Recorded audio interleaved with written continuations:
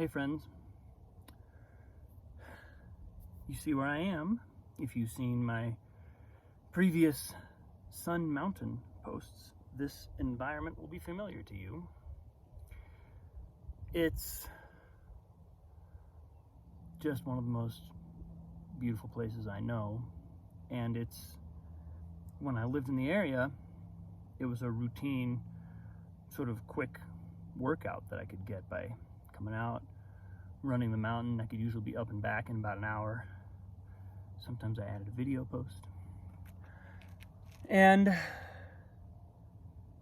today, something happened which has never happened in the 12 years or more that I've been running this hill, which is that I fell right as I was getting to the top.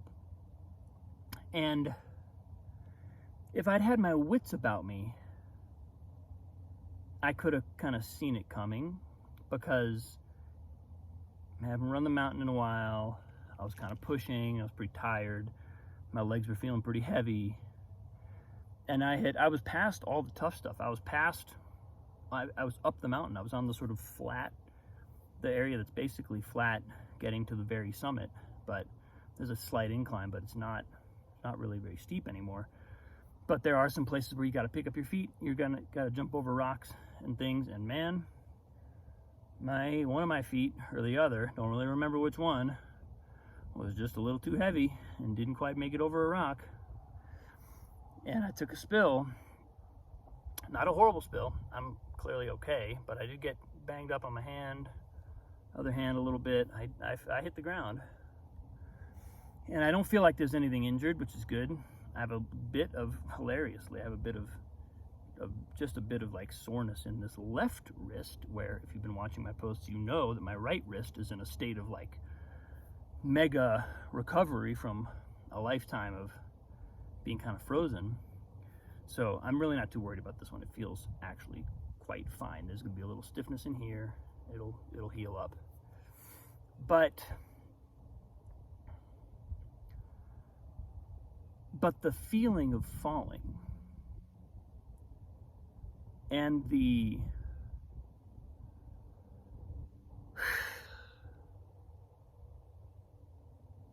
feeling that I was pushing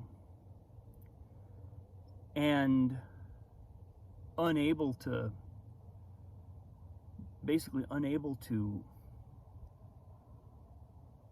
control myself, and that I pushed myself, to the point where some damage occurred. Again, it's not horrible damage. I don't believe I'm terribly injured, but I could have been. And I certainly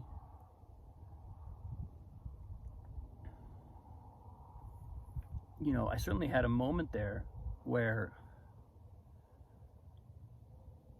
it felt pretty dangerous. It wasn't until I kind of hit the ground, took a beat, realized I think I'm okay here, that I really kind of was able to breathe again. And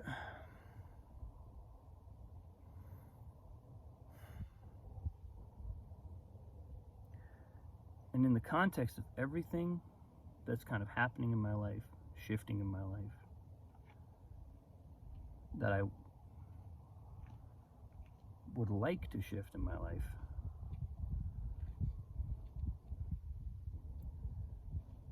an event like this is just pretty significant. It's pretty feels like another wake-up call. Yesterday my car breaks down, today I break down.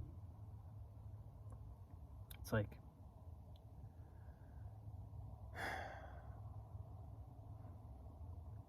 something's trying to come through.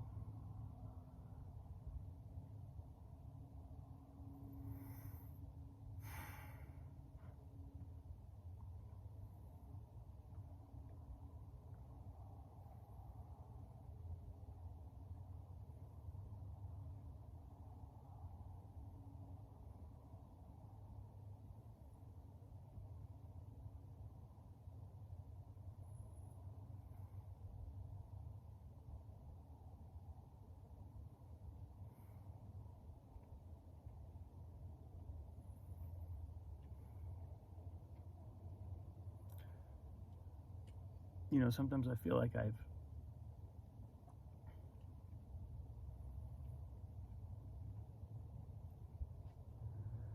I've got this idea,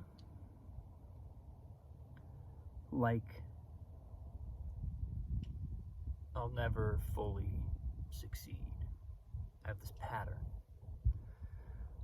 And yet, if I look over my life, I don't see evidence of that. I see evidence of quite significant success in various fields and various areas of life and in various periods of time. But what's consistent is that I never accept that success. I make sure that I push hard enough that I never feel like I've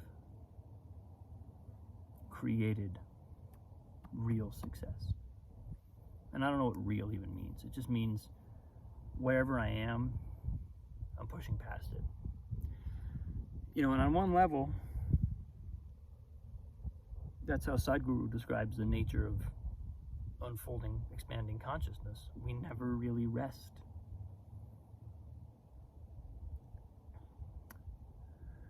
But I don't know that, I think that maybe this is a distinction that Sadhguru would also make. I've heard him say something to this effect. The expansion of consciousness, our own ongoing expansion of consciousness, is something that never ends. We never rest. And it goes on forever, but it takes place within us. And that's a good place to locate infinite expansion. If we locate infinite expansion in the external world, in other words, in our accomplishments, in our career, in our relationships, then we're placing the burden of infinite expansion on a finite universe and on an even more finite set of immediate circumstances and relationships. And that's not a great place to locate infinite expansion. That's a dangerous place to locate infinite expansion. It could lead one to push so hard that something breaks down.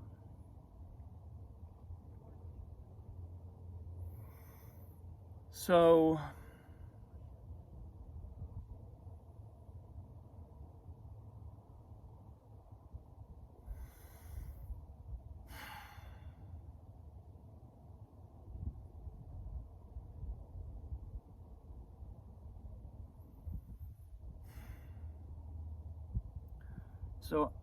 that may well be the message that I'm needing to receive. Because if I could relocate that urgency for infinite expansion onto my internal universe, maybe then my external circumstances could be a little more practically oriented, instead of needing to be the area of my life where I experience the infinite expansion of consciousness or the infinite expansion of experience. Maybe they could just be circumstances that sustain me, sustain my family, while the ongoing, deeply urgent, deeply powerful, absolutely sort of cosmically encompassing task of expanding consciousness is completely unfettered by those circumstances. It can take place inside me. And I don't have to make external decisions about the next coaching course or the career incubator or the next business pursuit, with the level of investment in those decisions being, will they sustain my urgent desire for the ongoing expansion of consciousness or not? Or will I put my eggs in the wrong basket? I don't know that that's what our external circumstances really are about. I don't know that they're the basket that's supposed to hold those eggs at all.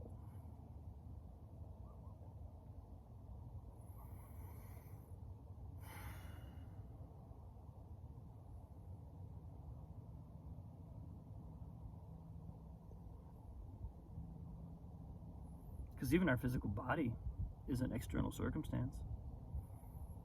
You know, we have an interior sort of experience of it. Our five senses are attached to the body, but it's a concrete thing. It's out here. It's extended into the world.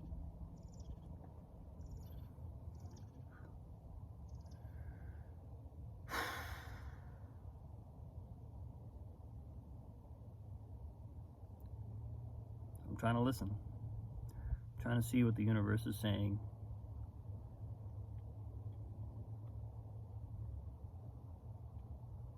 And get whatever's trying to come in.